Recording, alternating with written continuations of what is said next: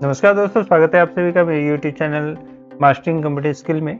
आज का जो ये वीडियो है ये Q&A है, यानी क्वेश्चन एंड आंसर है। कमेंट्स में काफ़ी लोगों ने हमसे सवाल पूछे और उसके हमने जवाब भी दिए कमेंट्स में ही। लेकिन वो ऐसे सवाल है जो आपके मन में भी आ सकते हैं, या आप जब इस वेबसाइट में अपने फॉर्म को भरोगे तो आपके सामने वो चैलेंजेस या वो सवाल भी आ सकते हैं। तो आइए हम आज उन्हीं सवालों को लेते हैं जो हमें कमेंट्स में मिले हैं। इसके अलावा फॉर्म भरते वक्त मेरे दोस्तों द्वारा या मेरे साथियों द्वारा फॉर्म भरते वक्त भी जो चैलेंजेस या जो समस्या आई है उनको भी हम कवर करेंगे। तो शुरू करते हैं आज का वीडियो। तो सबसे पहला जो सवाल है वो ये आता है कि लॉगिन आईडी पासवर्ड नहीं मिल पा रहा है या मोबाइल में मैसेज नहीं आया है, तो क्या करें। तो उस केस में आपने क्या करना है, यहाँ फॉरगेट योर पासवर्ड में जाना है और इसमें क्लिक कर देना है। उसके बाद आपने यहाँ पे अपना UCC ID डाल देना है। अब मोबाइल में मैसेज नहीं आया, UCC ID नहीं आई है, तो उस केस में आप यहाँ पे UCC ID नहीं डाल पाओगे। तो उस केस में क्या करोगे, सबसे पहले तो आपको अपनी UCC ID लेनी पड़ेगी। अच्छा, UCC ID जो मोबाइल में आता है, कई बार क्या होता है हम मोबाइल में आया हुआ UCC ID डाल रहे हैं लेकिन वो गलत दिखा रहा है। तो गलत इसलिए दिखा रहा है क्योंकि उसका जो लास्ट डिजिट है वो नीचे चले जाता है और उसके आगे डॉट लगा आता है, तो हमें लगता है कि नीचे वाला पॉइंट है। अब हमारे पास UCC ID का इस तरीके से मैसेज आया और मोबाइल में जब हम खोल रहे हैं तो वो कुछ ऐसा दिख रहा है। अब हम क्या करते हैं कि जो UCC ID ये ऊपर वाली आ रही है हम इसको ही टाइप करते हैं और यहाँ पे बार बार एंटर करते हैं वेबसाइट में कि UCC ID हम बार बार एंटर करते हैं, लेकिन वो बताता है कि इनवैलिड UCC ID या नॉट रजिस्टर। तो इस केस में क्या होता है कि ये जो नीचे वाला 1 है ये भी हमें कंसिडर करना है। अभी हाल ही में मैं किसी का फॉर्म भर रहा था तो उसमें यही समस्या आ रही थी कि हम केवल ऊपर ऊपर को ले रहे थे और नीचे वाले को सोच रहे थे कि ये पॉइंट है, 1 फर्स्ट पॉइंट, सेकंड पॉइंट, इस तरीके से पॉइंट है। तो इस तरीके से बार बार हम UCC ID यहाँ पे एंटर कर रहे थे और वो UCC ID इनकरेक्ट बता रहा था। हाँ, लेकिन अगर आपके मोबाइल में UCC ID का मैसेज आया नहीं है तो आप गेट योर UCC ID करके मोबाइल नंबर यहाँ पे डाल के अपना UCC ID क्या कर सकते हैं, मोबाइल के OTP में मंगा सकते हैं। ठीक है, आपको ध्यान रखना है कि आपका आधार नंबर में जो रजिस्टर मोबाइल है वही आपके पास होना चाहिए, और वो वैसे भी आपकी ID बनेगी ही नहीं बिना उसके आधार के रजिस्टर मोबाइल से, क्योंकि जब हम यहाँ पे रजिस्टर करते हैं, अपना रजिस्ट्रेशन अकाउंट बनाते हैं तो वो आधार OTP लेता है, उसी मोबाइल में OTP जाता है जिसमें हमारा आधार नंबर रजिस्टर है। ठीक है, तो सबसे पहले समस्या ये थी कि लोगों की ये समस्या आ रही थी कि उनका पासवर्ड नहीं मिल रहा था, और पासवर्ड तो चलो यहाँ से रीसेट हो जाता है, फॉरगेट पासवर्ड, लेकिन कई लोगों को UCC ID नहीं मिल रही थी। तो UCC ID अगर आपके पास नहीं है तो आपने कुछ नहीं करना, अपना वही नंबर डालना है जो आपके आधार में रजिस्टर्ड है और कैप्चा डाल के साइन OTP करेंगे तो आपके पास OTP में आपकी UCC ID आ जाएगी। और फिर उसके बाद आपको पासवर्ड याद नहीं है तो आप अपनी UCC ID डाल के यहाँ पे पासवर्ड जनरेट कर सकते हैं। जो समस्या आ रही है कि UCC ID जो मैसेज में आ रहा है वो मैच नहीं हो रहा है, तो उसमें यही समस्या आ रही है कि ये नीचे 1 2 ये नीचे चले जा रहा है, हम सोच रहे हैं कि ये पहला पॉइंट है, दूसरा पॉइंट है। तो ये सारी चीज़ों का आप ध्यान रखेंगे, अपनी UCC ID पूरी लिखनी है, नीचे वाला भी इंक्लूड करके लिखना है। ठीक है, नेक्स्ट आते हैं हमारे इसमें लॉगिन कर लेते हैं। चलिए, रजिस्ट्रेशन ऑफ मैरिज, सबसे पहले हम रजिस्ट्रेशन ऑफ मैरिज में देख लेते हैं। एक्नॉलेजमेंट ऑफ मैरिज और रजिस्ट्रेशन ऑफ मैरिज सही है। पहले आते हैं कि इस वाले सेक्शन में आ जाते हैं रजिस्ट्रेशन डिटेल में। इस वाले सेक्शन में काफ़ी क्वेश्चन आते हैं कि इसको इनेबल करो। चलिए, पंजीकरण, विवाह का पंजीकरण में आ जाते हैं और पंजीकरण विवरण में आते हैं। इसमें सबसे ज़्यादा समस्या लोगों को इसी में आ रही है कि आपका विवाह का कौन सा पक्ष है। तो इसमें हम दोनों अगर करते हैं तो जनरली बात है उत्तराखंड के निवासी हैं दोनों, तो दोनों करते हैं। तो इसमें काफ़ी लोग बोलते हैं कि स्थायी निवास नहीं है। तो स्थायी निवास नहीं है तो कोई समस्या नहीं है। ठीक है, काफ़ी ऑप्शन आते हैं कि पत्नी का स्थायी निवास नहीं है या पति का स्थायी निवास नहीं है। अच्छा, इसमें यह भी पूछा जा रहा है कि पत्नी का स्थायी निवास मायके का है तो मायके का लगना है या ससुराल का लगना है।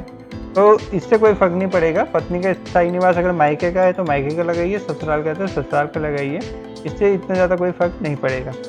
लेकिन अगर स्थायी निवास नहीं है तो फिर क्या है, तो इसमें काफ़ी ज़्यादा ऑप्शन मिल रहे हैं आपको। दूसरा ऑप्शन मिल रहा है कि अगर आप राज्य सरकार या केंद्र सरकार के स्थायी कर्मचारी हैं, अगर पत्नी राज्य सरकार की स्थायी कर्मचारी है तो उसको क्या करना है, अपने ऑफिस से एक सर्टिफिकेट लेके आना है और वो यहाँ लगा देना है।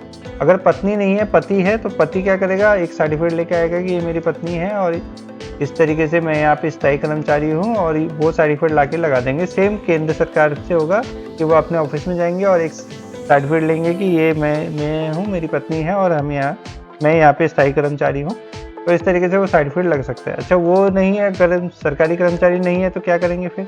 नेक्स्ट ऑप्शन आता है 1 वर्ष से अधिक राज्य में रहने का विवरण। तो 1 वर्ष से अधिक में क्या-क्या है आपके पास?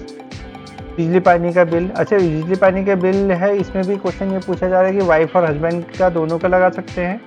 तो अगर दोनों का नाम है तो दोनों का लगा सकते हैं। वाइफ के नाम पे बिजली पानी का बिल आ रहा है तो सिर्फ वाइफ में लगेगा, हस्बैंड के नाम से आ रहा है तो सिर्फ हस्बैंड में लगेगा। ऐसा नहीं होगा कि वाइफ का नाम कहीं मेंशन नहीं है, सिर्फ हस्बैंड का नाम है और वाइफ में लगा रहे हो, तो वो फिर थोड़ी सी प्रॉब्लम कर सकते हैं।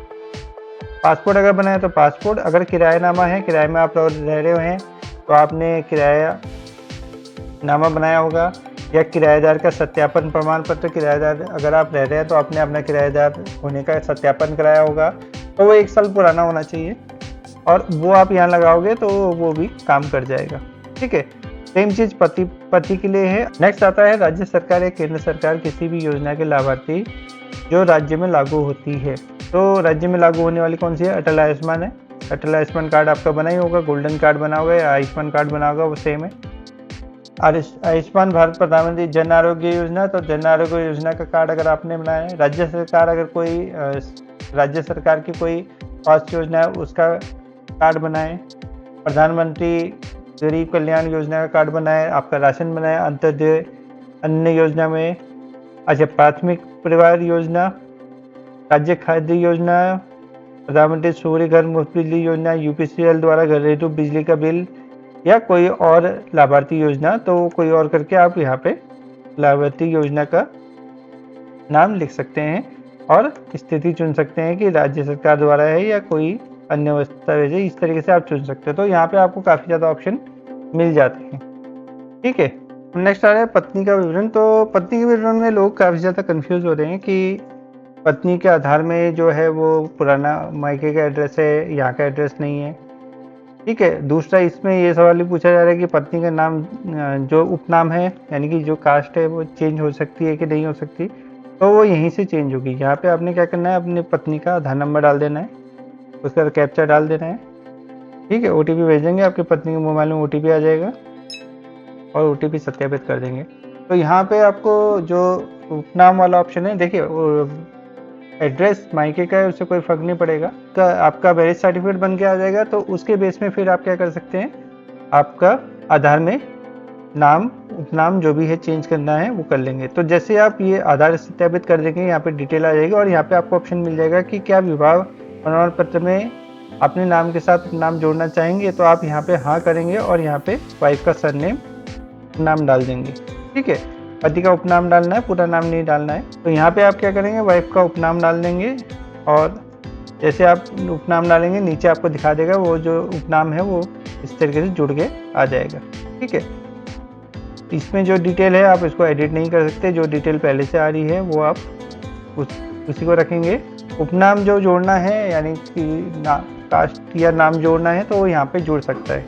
ठीक है, यहाँ पे अब आपको एक ऑप्शन मिल जाएगा। चलिए, इसमें अब जो समस्या आ रही है वो है आपका विवाह का पंजीकरण। अच्छा, विवाह का पंजीकरण में विवाह समारोह, इसमें लोग काफ़ी ज़्यादा गलती कर रहे हैं।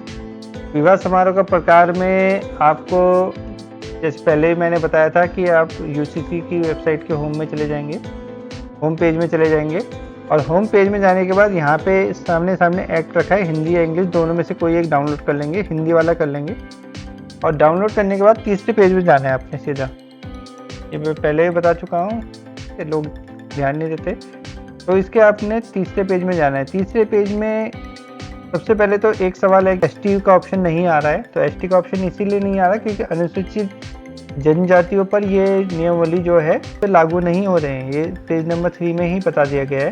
तो एसटी का ऑप्शन इसीलिए नहीं आ रहा है, वहाँ पे एससी आ रहा है, जनरल आ रहा है, ओबीसी सब कुछ आ रहा है, लेकिन एसटी नहीं आ रहा है।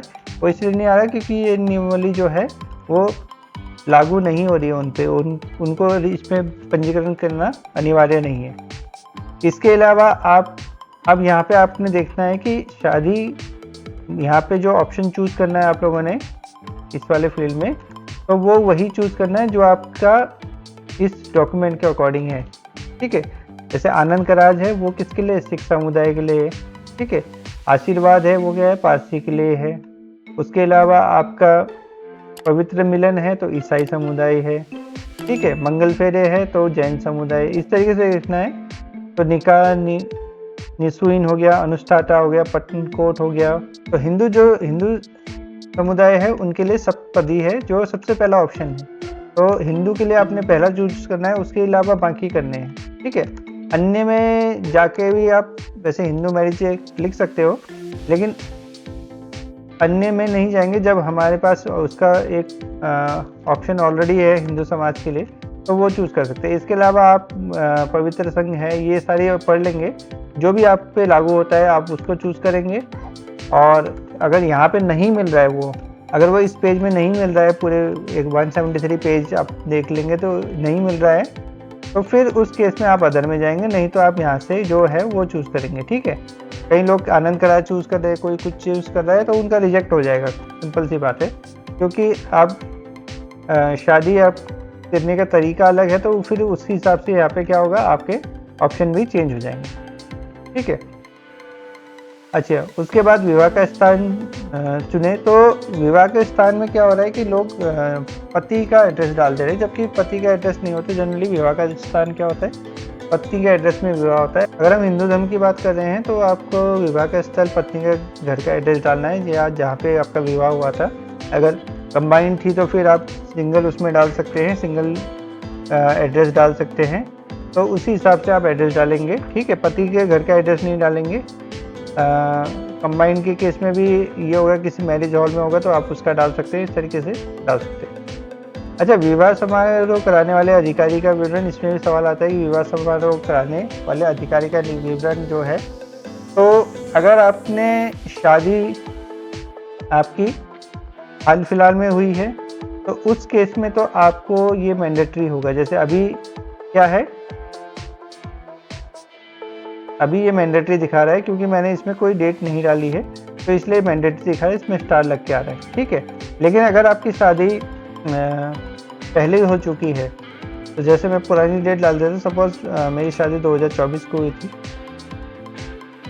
और कोई भी तारीख हम डाल देते हैं और इसको सेव करके अब हम अगर देखते हैं विवाह पंजीकरण का विवरण, तो आप यहाँ देखेंगे कि अधिकारी का नाम जो ये है, ये ऑप्शनल है, ये आपको डालने की जरूरत नहीं। कई लोगों का सवाल यही होता है कि हमारी शादी तो बहुत पहले हुई थी, पंडित जी का ना नाम पता है, ना फ़ोन नंबर, ये सारी चीज़ें नहीं मिल पा रही हैं, या फ़ोन नंबर कहाँ से लाए, वो अब दुनिया में नहीं रहे, या कुछ भी हो गया है, तो उस केस में ये मैंडेटरी दिखाता है। लेकिन अगर आपकी शादी पहले हुई है तो ये मैंडेटरी नहीं है।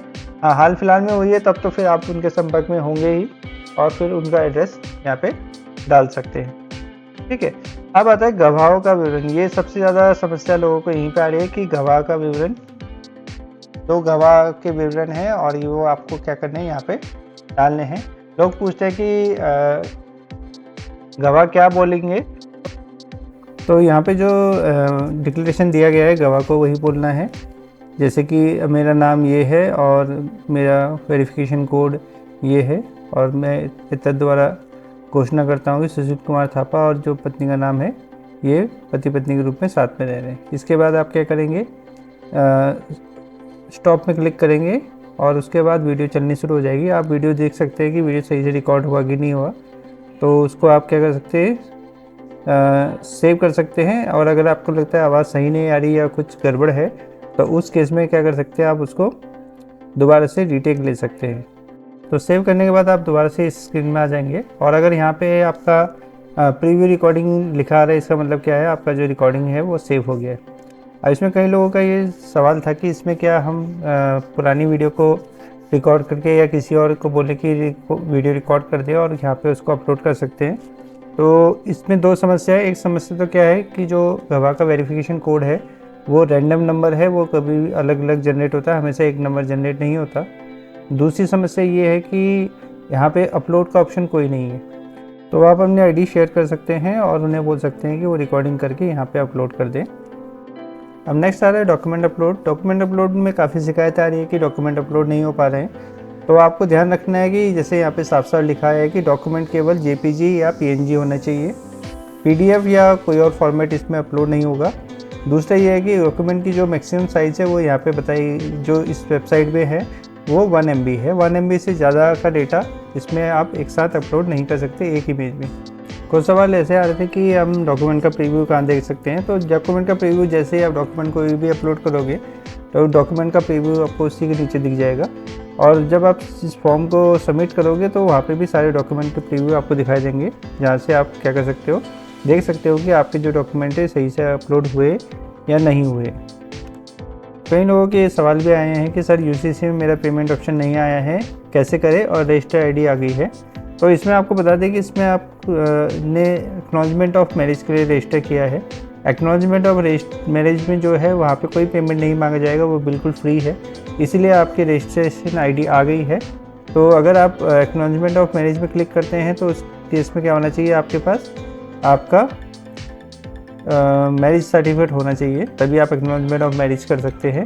और अगर आप एक्नॉलेजमेंट ऑफ मैरिज नहीं कर रहे हो, आपको फ्रेश रजिस्ट्रेशन कराना है, तो फिर आपको पहला वाला ऑप्शन चूज़ करना है जिसमें कि आपको फ़ीस देनी पड़ेगी।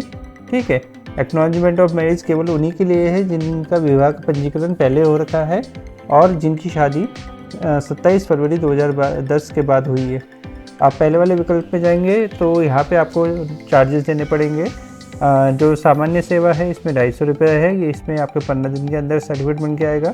और अगर आपको तत्काल में चाहिए तो वहाँ पे आपको 2,500 रुपये देने पड़ेंगे, जिसमें आपका सर्टिफिकेट 3 दिन के अंदर बन के आ जाएगा। चलिए आप देख लेते हैं कौन कौन से कमेंट्स आए थे। तो पत्नी का सरनेम चेंज कर सकते हैं, ये हो गया। फ़ोटो और डॉक्यूमेंट अपलोड नहीं हो रहे हैं, तो हो रहे हैं PNG और JPG में 1 MB से नीचे होने चाहिए। जिसका मैरिज सर्टिफिकेट पहले से बन रखा है वो क्या करेंगे, एक्नॉलेजमेंट करेंगे, वो फ्रेश रजिस्ट्रेशन नहीं करेंगे, वो मैरिज एक्नॉलेजमेंट में जाएंगे। UCC में मेरा पेमेंट ऑप्शन नहीं आया, ये भी वही है, आपका मैरिज एक्नॉलेजमेंट में आप गए हैं इसलिए आपका पेमेंट ऑप्शन नहीं आया। मैरिज एक्नॉलेजमेंट जो है वो बिल्कुल फ्री है, तो जो भी मैरिज एक्नॉलेजमेंट करेंगे उनको कोई चार्जेस देने की ज़रूरत नहीं पड़ेगी। लॉगिन ID नहीं मिल पा रही है, तो ये सबसे पहले हमने बता दिया था। तो फर्स्ट ऑप्शन में जाके आप क्या कर सकते हैं, अपनी लॉगिन ID और पासवर्ड दोबारा से जनरेट कर सकते हैं। अगर फीमेल का स्थायी निवास नहीं है तो फिर अन्य डॉक्यूमेंट है, वहाँ पे आपने देखा काफ़ी ज़्यादा ऑप्शन है। और ससुराल वाला मायके वाला, तो अगर ससुराल वाला बनाया तो फिर मायके वाले का कोई औचित्य नहीं रहता, आप ससुराल वाला ही लगाएंगे। और मायके वाला भी लगा सकते हैं, वो आपकी चॉइस है, वैसे जनरली ससुराल का लगेगा।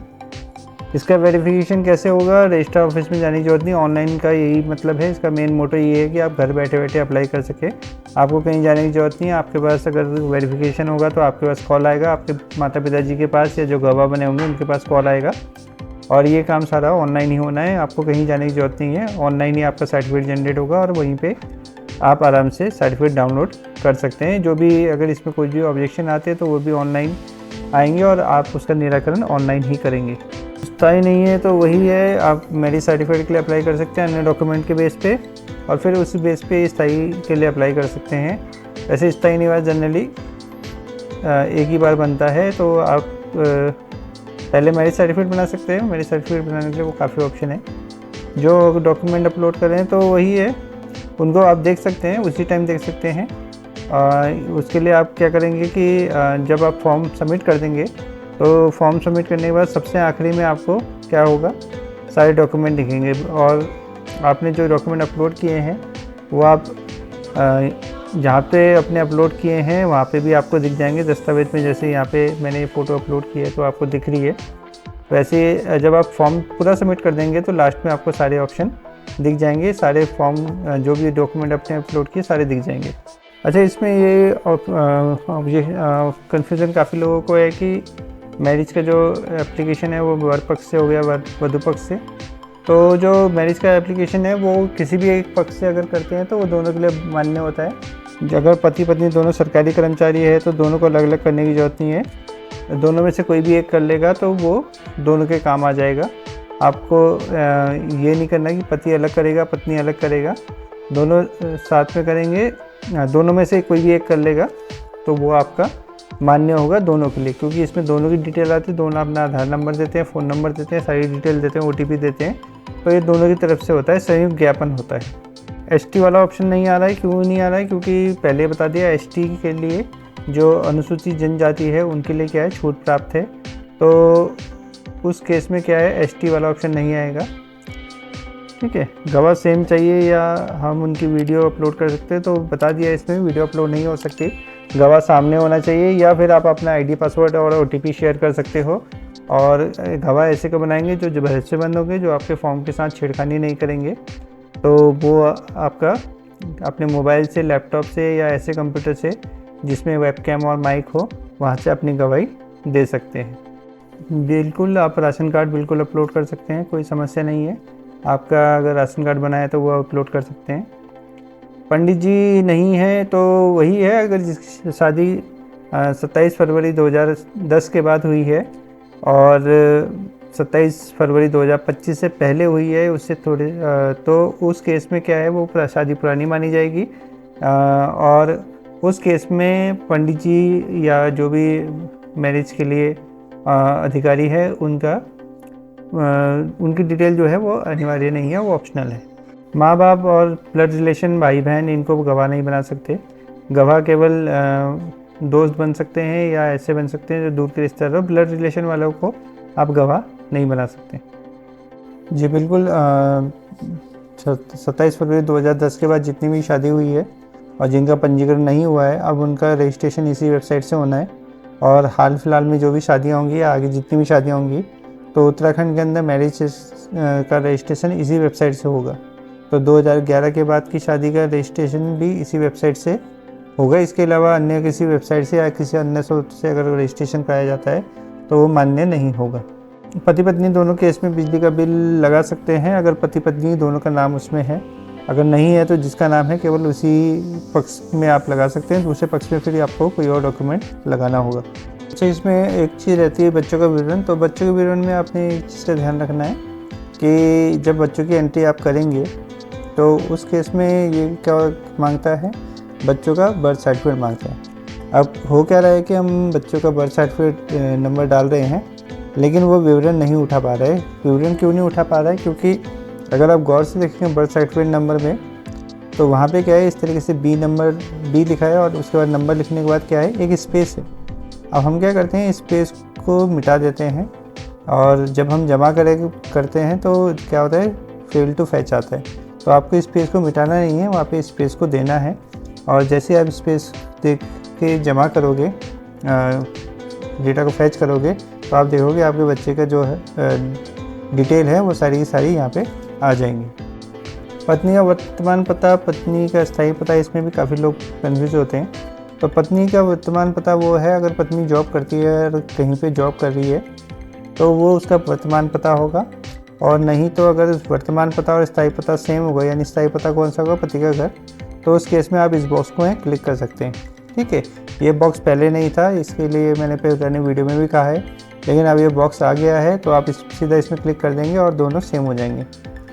पति पत्नी का वर्तमान पता और स्थायी पता अलग होने का कारण यही हो सकता है कि अगर पत्नी जॉब कर रही है और कहीं और रह रही है, तो उस केस में ये सब चीज़ें हो सकती है। पति के केस में भी ये चीज़ हो सकता है, वर्तमान पता अलग हो सकता है, स्थायी पता अलग हो सकता है।